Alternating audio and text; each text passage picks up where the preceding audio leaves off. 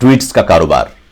ISPR کے سابق DG major general Asim Bajwa نے فوج کی جانب سے دھڑا دھڑ ٹویٹس کا معاملہ اتنے زوردار طریقے سے شروع کی رکھا کہ نئے DG آصف غفور کے لیے اس رفتار کو برقرار رکھنا مشکل دکھائی دیتا ہے۔ اسی لیے کبھی کبھی آصف غفور صاحب کی جانب سے وہ ٹویٹس بھی دکھائی دیتے ہیں جو فوج کی جانب سے کبھی دکھائی نہیں دینا چاہیے۔ چند روز ہوئے ISPR کے DG صاحب کے ٹویٹر اکاؤنٹ سے نشر ہونے والے پیغام تھا کہ فوج بھی پاناما مقدمے کے فیصلے کا انتظار کر رہی ہے، جس پر میرا کہنا تھا کہ کسی مہذب ملک میں اگر کوئی فوجی یہ بیان باقاعدہ طور پر اپنی سرکاری حیثیت میں دیتا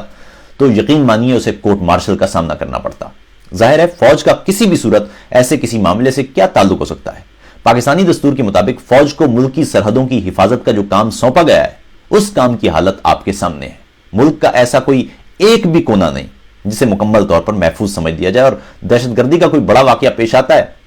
تو فوجی بیان میں کہہ دیا جاتا ہے کہ افغانستان سے دہشت گرد آئے تھے اور واردات میں کامیاب ہو گئے، یا واردات میں ملوث افراد کا تعلق بھارتی خفیہ ادارے سے تھا۔ اب ظاہر ہے پاکستان میں کون اس مقدس ادارے سے پوچھے کہ صاحب یہ پاکستان کے باہر سے آ کر پاکستان کے اندر دہشت گردی کرنے والے عناصر کو روکنا کس کی ذمہ داری تھا؟ دنیا کی عظیم ترین خفیہ ایجنسی اس پر نگاہ رکھنے میں کیسے ناکام ہوئی، اور آپ نے کسی ٹویٹر پیغام میں ایسے کسی حملے پر قوم سے معافی کیوں نہیں مانگی، یا اس ذمہ داری پر مامور کسی جرنیل نے استعفیٰ کیوں نہیں دیا؟ بطور عام شہری میرا کہنا یہ ہے کہ کرپشن میں کوئی سیاستدان ملوث ہو یا سرکاری افسر، کوئی فوجی یا کوئی جج، سب کو کڑی سے کڑی سزا دی جانا چاہیے، سب کا احتساب ہونا چاہیے، کیونکہ یہ افراد قوم کی ہڈیوں سے ماس کی آخری چھال تک نوچ نوچ کر کھا رہے ہیں۔ ساتھ ہی ساتھ سیاستدانوں، رہنماؤں، سیاسی پارٹیوں اور تنظیموں کے قائدین پر جو اپنا کام ٹھیک سے نہیں کرتے ان پر شدید تنقید ہونا چاہیے، لیکن اپنا کام ٹھیک سے نہ کرنے پر فوج سمیت ہر ادارے کا ایسا ہی کڑا احتساب بھی ہونا چاہیے۔ دستور سے ماورا کوئی ادارہ نہیں ہے اور نہ ہونا چاہیے۔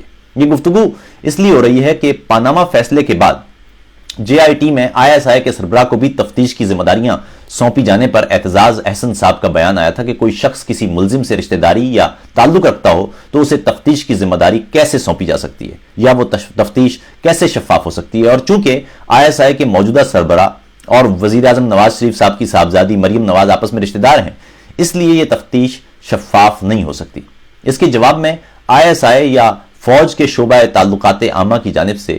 اس الزام کی صحت سے انکار کی بجائے اعتزاز احسن صاحب پر کڑی تنقید کرتے ہوئے یہ بتانے کی کوشش کی گئی کہ تمہاری ہمت کیسے ہوئی فوج کے خلاف بات کرنے کی۔ اور یہ کوئی تازہ رویہ نہیں ہے، انہی جرنیلوں نے پچھلے 70 برس سے ہمارے ملک میں آمریت قائم رکھی، یہاں سیاست میں مسلسل دخل اندازی کر کے چوروں اور لٹیروں کو ہمارا سیاسی رہنما بنایا۔ ہمارا ملک اسی رویے سے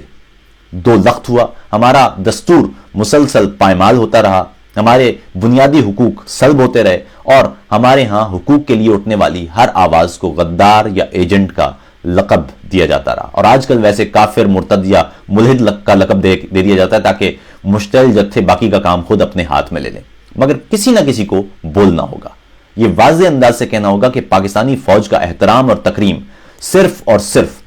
پاکستانی دستور کی جانب سے اسے تفویض کردہ دائرے میں کام کرنے سے مشروط ہے۔